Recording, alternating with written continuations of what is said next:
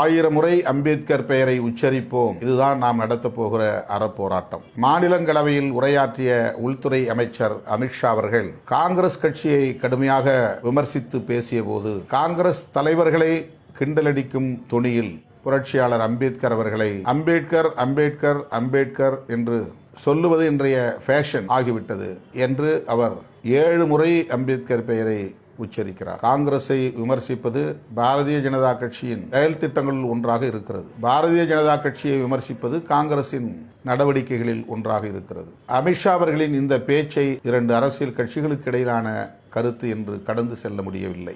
December 28ஆம் தேதி தமிழகம் தழுவிய அளவில் அனைவரும் பங்கேற்கக்கூடிய வகையில் தலைநகர் சென்னையில் மாலை 4 மணி அளவில் கண்டன ஆர்ப்பாட்டம் நடைபெற உள்ளது.